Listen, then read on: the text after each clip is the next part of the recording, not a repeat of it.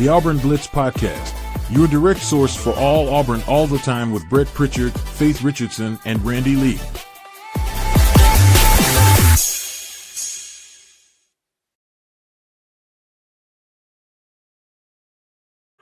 What's up, everybody? Welcome into the Auburn Blitz Podcast here on a Tuesday morning. We're glad that you joined us wherever and whenever it is that you join us each and every day and making Auburn Blitz part of your daily Auburn athletic intake. Brett and Randy here with you on a Tuesday morning.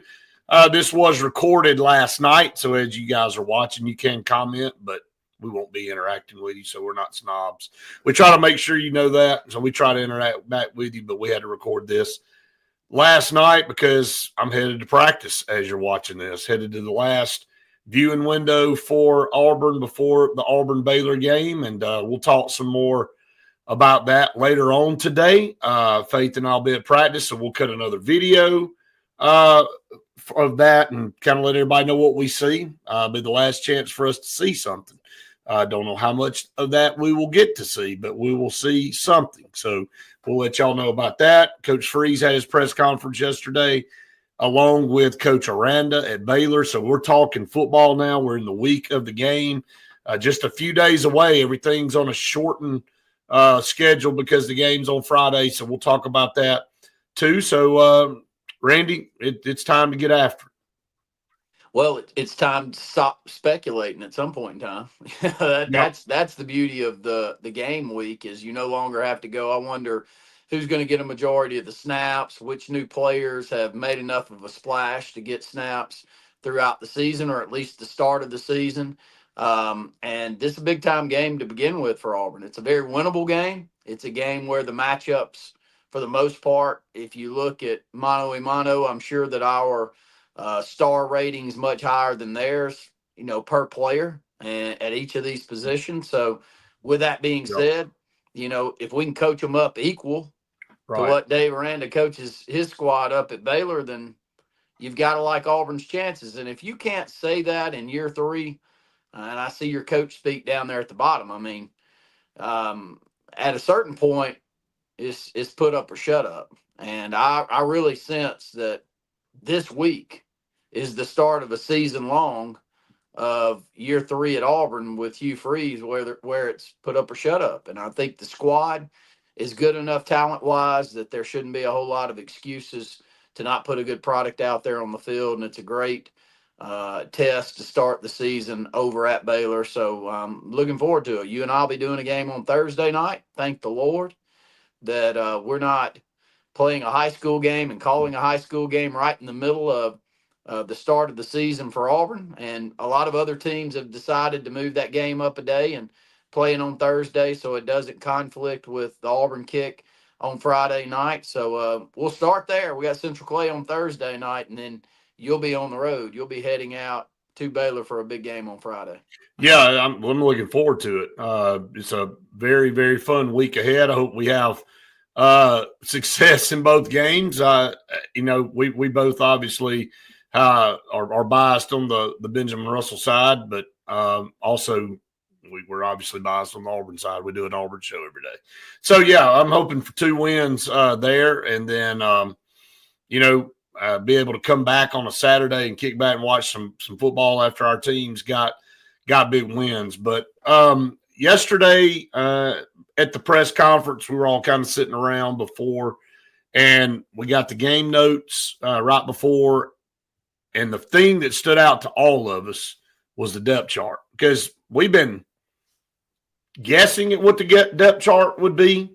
We've had our own take on it, but now you officially get a depth chart released, and what you get is everybody's name on the defensive side is in bold.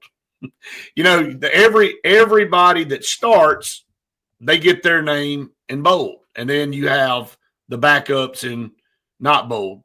Well, everybody on defense is bold. So there's 34 players. Did I count? 32 players over there. Baylor's going to have a hard time scoring, is all I can tell you, if we're going to run 32 to 34 players out there. But no, seriously, like Coach Freeze addressed that. That does tell you about this defense. And I'll just use defensive tackle. They got Zycavius Walker or Malik Blockton or Malik Autry or James Ash. All that tells me is that they're probably going to play all four of them. And it doesn't really matter who starts. They feel good about those four guys at D tackle. I can go to the nose tackle position and I can say, and it's very obvious Bobby Jamison Travis is going to start, but coming in right behind him is going to be Dallas Walker or Jordan Crawford or Jay Hardy in whatever order. And I think you can go all the way down through here. Every one of them are listed in black, in bold black, and that tells me that some people may go, well, that I'm skeptical of that. I really, if I hadn't been going to practice, I probably would be.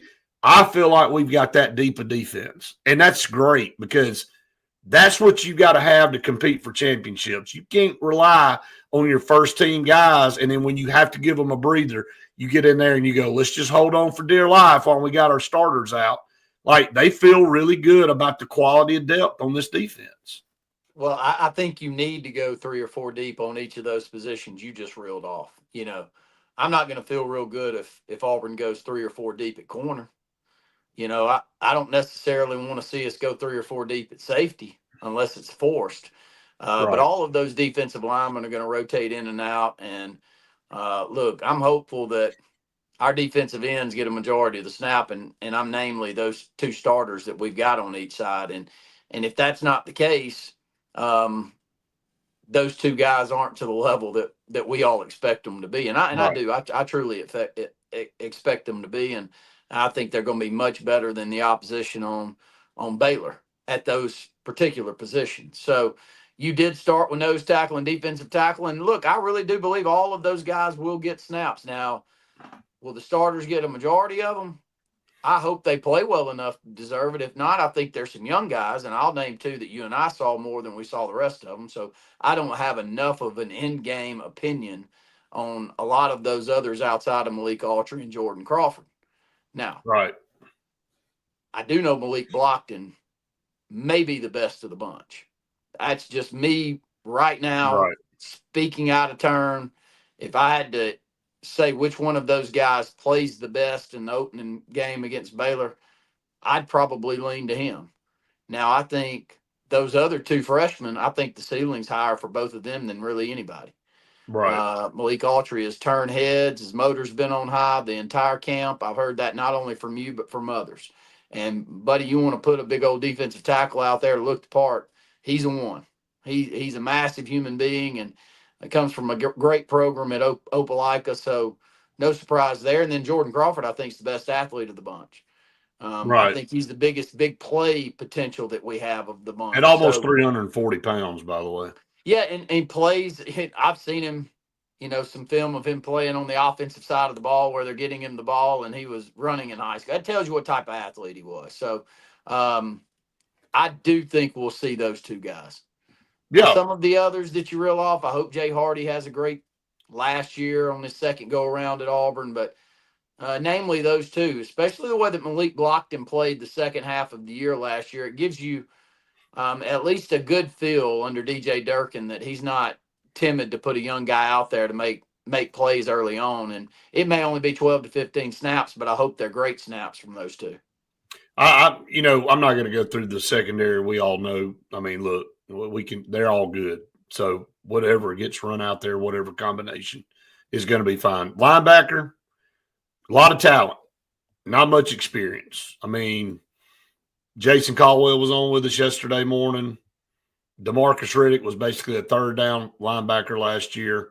Robert Woodyard didn't play hardly at all. Xavier Atkins was not here. And that's who they've got listed as the 3 starters. Now, again, you want to go deep. Bryce Dees, freshman. Caleb Wheatland, transfer. Elijah Melendez, freshman. All have looked great in practice. None of them. I mean, that is very little experience that you're running out there. They're all thumpers. They're all aggressive. But they also can get caught out of position and give up big plays. So I think the position to watch on the defense is the linebacking position. I think our defensive line is going to get pressure. And I think our secondary on the back end is going to lock down, for the most part, the wide receivers for Baylor. But will they be able to exploit the middle of the field, and will they be able to confuse maybe some alignments for our linebackers? That's going to be an interesting matchup there to watch. Well, it's going to help if, I'll go back to the two ends. If Falk and Williams plays as well as we all hope they do, that will help out the linebacking core massively, because there's going to be so much pressure, not only coming off the end in pass situations, but also in the running game, just controlling the line of scrimmage. And I do think that if we're going to have a great season, we're going to have those two players have a great season. And that's where my eyes are with this defense in the opening game. We say this, and I think you and I have noticed this all the way down and from youth football all the way up. If you're good at the ends, like if you're real good at the ends, right? I'm not sure there's a position on the defensive side of the ball that's more important. If you can control the edge physically in the running game and present a pass rush like Auburn had, Coach Tuberville did an amazing job of putting great defensive ends out there for Auburn. Right. Now, it was the era of great defensive ends because Alabama had some good ones during that stretch too. But, Auburn was second to none at putting pressure on the quarterback from the ends. And when we were great in the 80s, we always had great ends. So we've got that to look forward to this year, Brett. We've got potential all-SEC ends, if not all-American ends. And when's the last time Auburn had an explosive end? Because I don't count Marlon Davidson as an explosive end. I count him as a defensive tackle that can move outside and play the run and do enough in the passing game to cause disruption. But Derek Brown, he wasn't a defensive end. So who was the last great one that we just had a few years ago? Derek Hall. Derek Hall. I like Derek Hall, but I don't. He's pretty good. I don't think he was all-American type. I don't think I know for a fact. Go look at the NFL draft. He dang sure wasn't the top 3 or 4 defensive end taken in the draft. Falk's going to be. Yeah, well, there's no question. Yeah. He's got a chance to be the best one. I'm just saying, I thought Derek Hall was pretty solid. Yeah, I thought he's solid. There's a point where we got to do better than solid. Like we need the best defensive end in the conference. And every once in a while, it'd be nice if we had the best. Carl Lawson. Carl Lawson, probably one of those years was, and that's a he decade. He battled injuries. That's a decade ago, though, isn't it? Was that 2015? I was 17, I think, or 19, maybe. I'm thinking of him being on the defensive end when we went over to Georgia and played one of the ugliest football games. Oh yeah, I'll try to block that out. So yeah, well, you're blocking. You're blocking. I think it was 17. Maybe 17 was his last year. Okay. Somebody better than us tell us that time. Yep. But he had his moments where I agree with you. But he was hurt. He stayed hurt a lot. It's been way too far removed for Auburn to be able to say, yes, I'm confident I've got the best one coming off the edge. I think we might this year. No, I agree. I think you're going to see it Thursday. Friday. I don't know what day of the week it is. You're going to see it Friday. Everything's confusing. Let's talk about some of our partners on the program here. Sensa-Green for air that's cool and clean. Call on Sensa-Green. It has gotten cooler outside. It feels great outside, but it isn't going to stay around. You know that. It's going to get back into the 90s. It's going to be excruciatingly hot, and you're going to have to turn that air back on. So get a carrier unit from Sensa-Green. They save you thousands of dollars on new installs.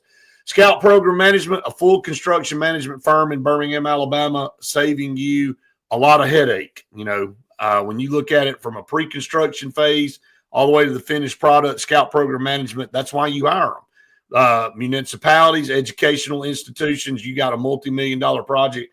You don't need to try to do that yourself. You don't know what you're doing.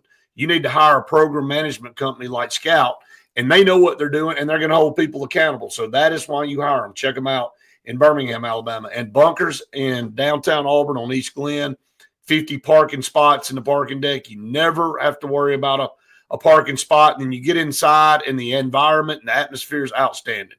Got 2 full bars, got the best food around, got the simulator bays that you can rent out with your friends or your family and go in there and just have a blast. 27 different games on those, and then they have live music on certain nights on the weekends and stuff, so check them out. Bunkers in downtown Auburn, one of the coolest places in Auburn. And there's a lot of cool places in Auburn, but that's definitely one of the coolest for sure. All right, let's flip over to the offensive side. Just looking at a few things, wide receiver, how does this thing? They're all in bold. Shock, right? You think, oh, who's going to be the starter? They're all in bold. Cam Coleman at the X, backed up by Sam Turner.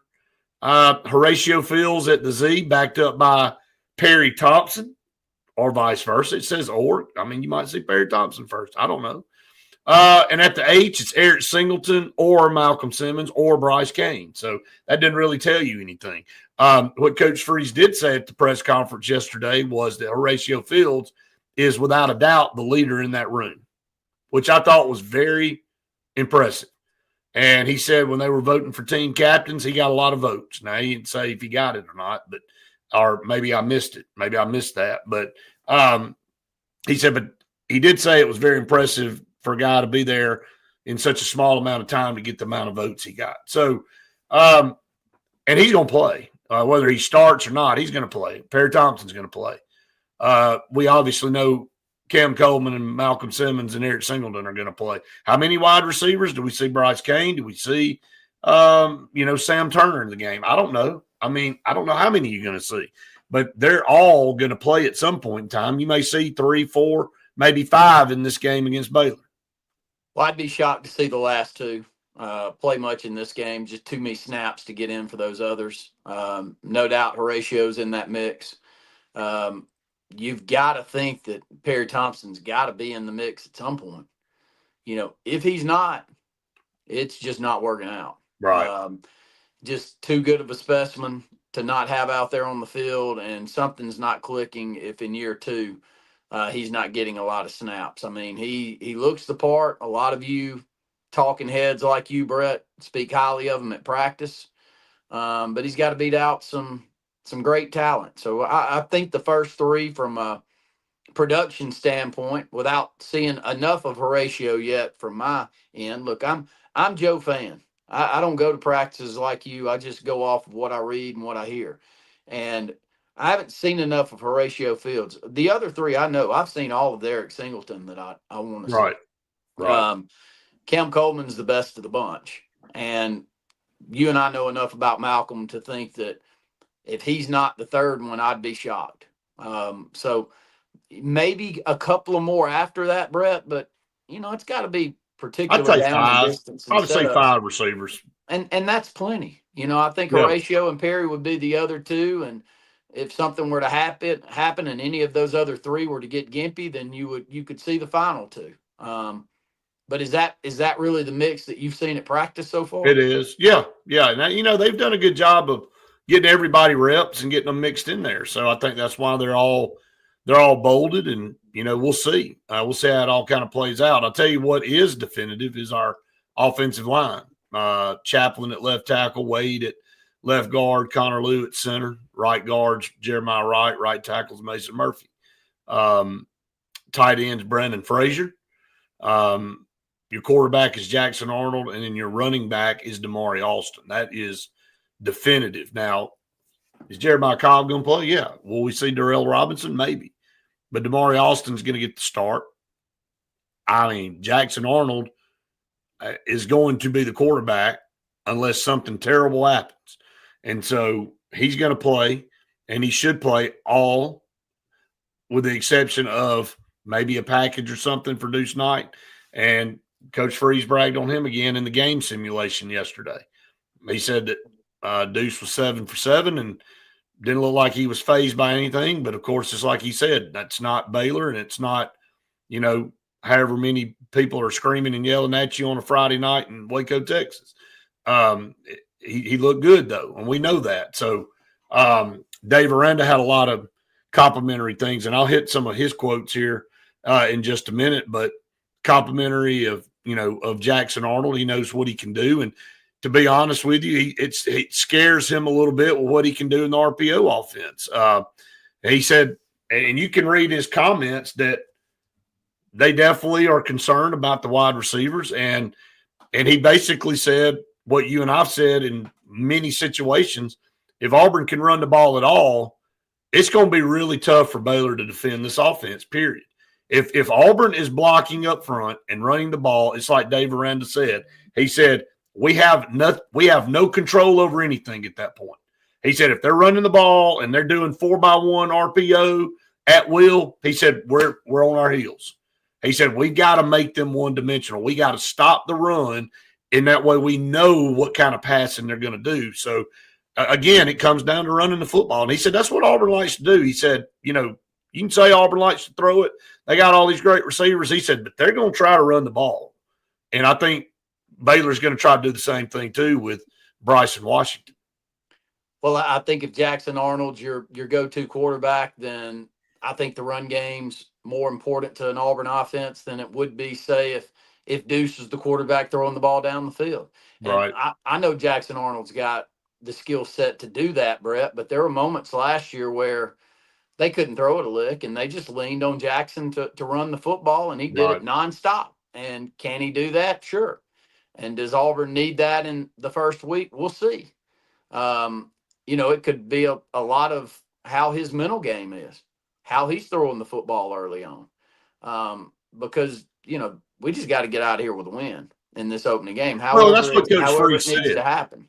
Well, Coach Freeze said that, too, yesterday. He said, look, you start thinking about overthinking and looking at so much stuff. He said, what you better do is narrow down what you can do well and what you feel confident in that you're going to be able to execute, to the best and give yourself a chance to win. He said, you start trying to add too much and thinking about too much and all that, and then you're not doing anything well. So, again, first game, it's about mistakes and execution. And I think Derek Nix and Hugh Freeze will put Jackson Arnold in a position early with some safe throws, some confidence-building throws, not asking him to do too much because, again, you don't want to go on the road and turn the ball over and put yourself in bad situations.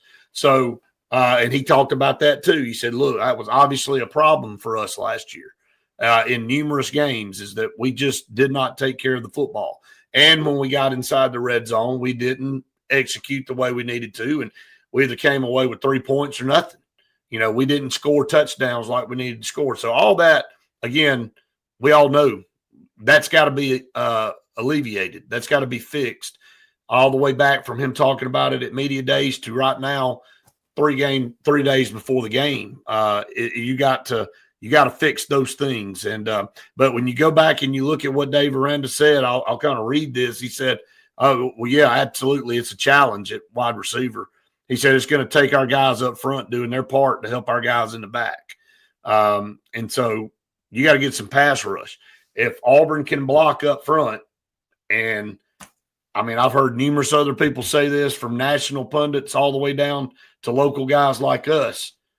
I mean, Cam Coleman has no problem running by anybody in this country. Malcolm Simmons the same, and Eric Singleton too.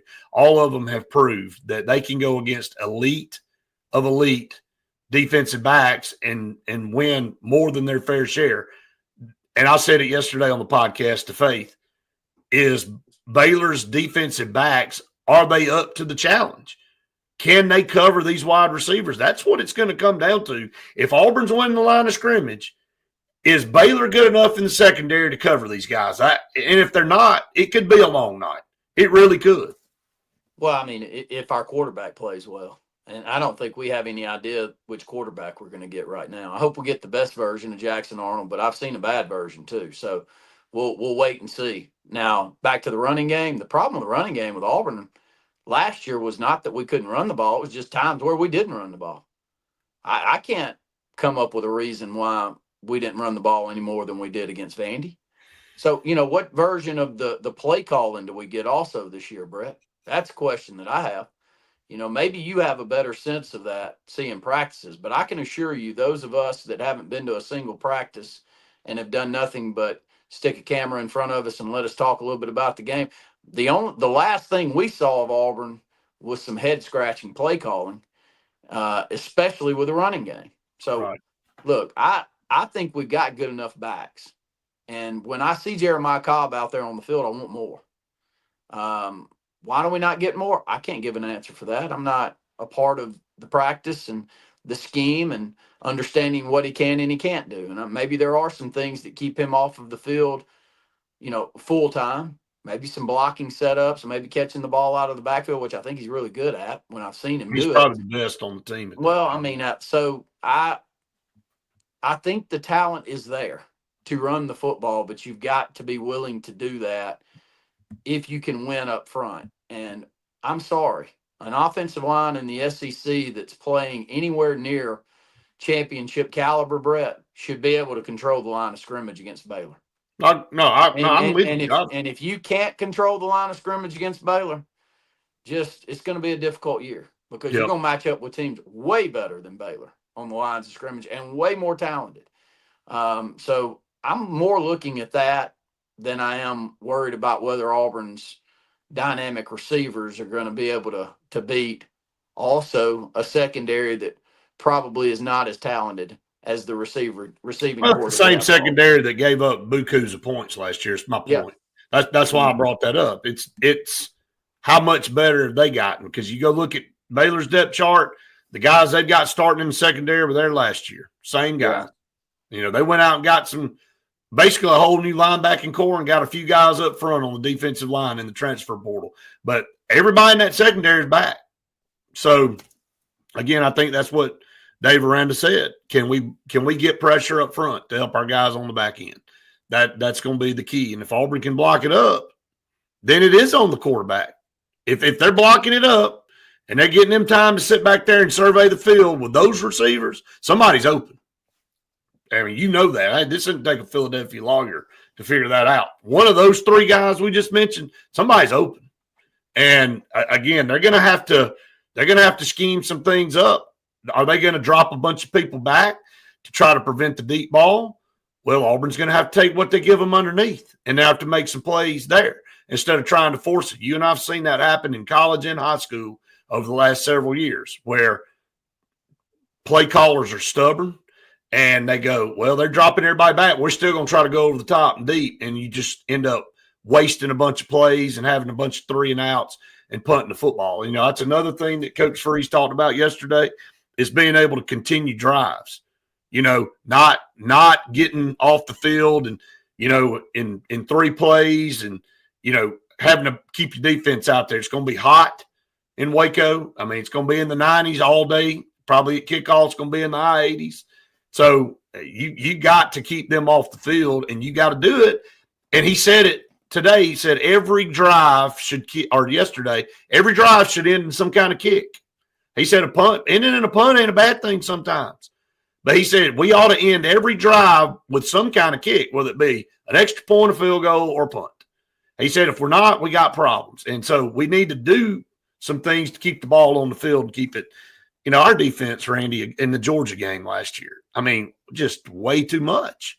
You're just asking too much. You're eventually going to break. The dam's going to burst if you stay out there long enough. And look, you don't want to be in a close game where your offense isn't moving the ball and your defense has been on the field 3/4 of the time. You get in the fourth quarter, I don't care how much depth you got. That's going to give Baylor an advantage with a much more veteran offense. We got a lot of great players, but they've got the experience. They've played together. There's one guy that's going to be starting on offense and wasn't there last year, and that's Kobe Prentice. The rest of them were there. So we know how talented he is. Of course. He's a very talented player. I mean, if he was getting snaps at Auburn this year, I'd be happy about it. I mean, I loved him in high school, and I still do. But you bring up something, I know we're closing in on the end of this, but the kicking game for Auburn is up in question again. Yeah, Alex McPherson, man. I mean, yeah, it sounds like from a physical standpoint, he's still struggling with some of the same symptoms that he had last year. And he's been doing good. I mean, that's the crazy thing. I think it kind of surprised everybody that, and Coach Freeze said it yesterday. We're going to have a conversation. He said that he and Alex will have a conversation and figure out where they are with it. He's been practicing and doing some things, but man, I just feel terrible for him as a person. I mean, this is going on over 2 years battling this, and he had some surgeries last year. He's had a lot of different things, and I just feel sorry for him. I'll be honest. So, our thoughts and prayers with him, and at this point in time, it's really more about his well-being and his livelihood than it is the game of football. Yeah, I mean, we want him playing football. Do we want him kicking? Yeah. But he's got a lot of other things that are way more important in his life right now than kicking a football. I can tell you that. Well, the punting game also. Hopefully, it's better Hudson than we were Hawkins last hitting year. the ball. I mean, he's punting the ball well. So yeah, so we need that to happen in the game, and I Yep. guess we'll see it. But that's always been something. Pretty much my entire life, Auburn could lean on. Right. At worst, we were going to be equal to opposition in the kicking game, and most times, 90% of the time, we're going to be better. And we built teams and programs around that, Brett. And so, need to get back to that because that wasn't the case last year. No doubt. So, all right, some more of our partners before we sign off here. Old Number One Customs. Man, they're probably halfway through with my master bathroom remodel. I'm excited about it. We'll have some pictures to show everybody before, during, and after. They're getting after it every single day. If you need a master bath, bedroom, kitchen, outdoor living space, anything remodeled or built, they're the ones to call. 334-752-6162 and JFA Blue Plumbing, their sister company, for the installation of a Home Atlas water filter duo for $1,599 to bring you purified water through every faucet in your home. You cannot beat that. And if you look at a filter of it, the stuff that comes out of your tap water, you'll be rushing to buy one of these. Call on them. 844-JFA Blue Plumbing is the number. It's actually 844-JFA Blue. There's no more numbers after that. But 844-JFA Blue is the number to call there. And Oliver Ross, and if you're looking for a full-service bartending company to come and handle your next event, they're the ones to do it. From massive events like Buckmasters of 40,000 people down to a private party of 20. They bring licensed and trained bartenders to your house or to your office or to your facility, wherever it is that you're hosting. If you're having a tailgate at one of these games, you want to hire Oliver Ross. They'll come in, set it all up, take it all down. It'll all be handled professionally. That's who you need to call. Check them out on Instagram and on Facebook. Really, really good stuff. Call them today. Get them lined up. They're booking up here for the fall with so many awesome things going on that we have going on in the fall. So check out Oliver Ross. All right, that's going to wrap us up here for the Auburn Blitz. Again, today at lunch, Faith and I will be at Pepper Tree Steaks and Wine. Randy, I mean, does it get any better than that? I don't know. I can smell it already. I already smelled the food from Jeff in there. And the word on the street is he may have some burgers cooked up for us. I don't know. We'll just have to wait and see. Well, he's got one happy man showing up at lunch tomorrow. Yeah, so that's a great location. 2 locations for them, one in Montgomery, one in Auburn. Yeah, and reminder, they'll be sponsoring our post-game show after every game this year. So very excited about that. Thanks to Kathy, Paula, Jeff, the whole staff over there. They do a great job. We appreciate it so much. So, all right, everybody, make sure you tune in today at lunch for that. And, of course, we'll be back with you tomorrow for another edition of the Auburn Blitz podcast. We appreciate all of you so much. Have the best day ever.